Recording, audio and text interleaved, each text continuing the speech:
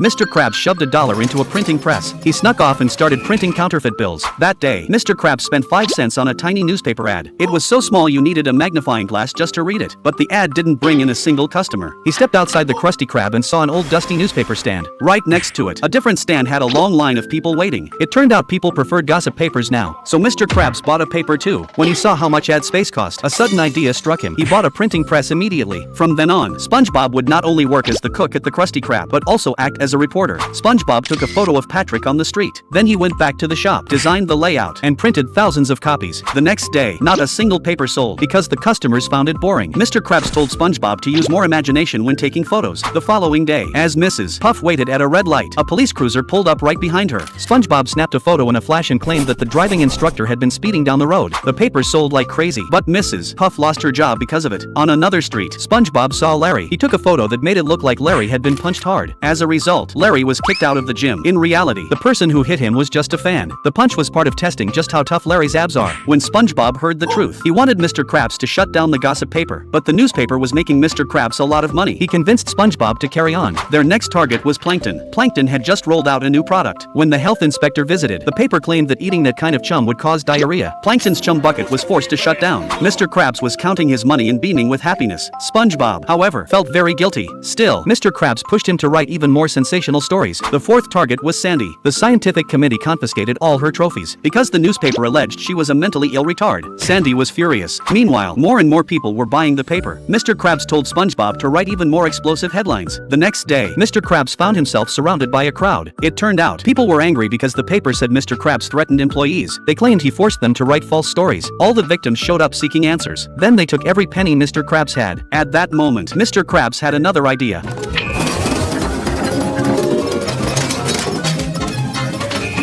Give me some scissors, boyo! It's time to use my imagination!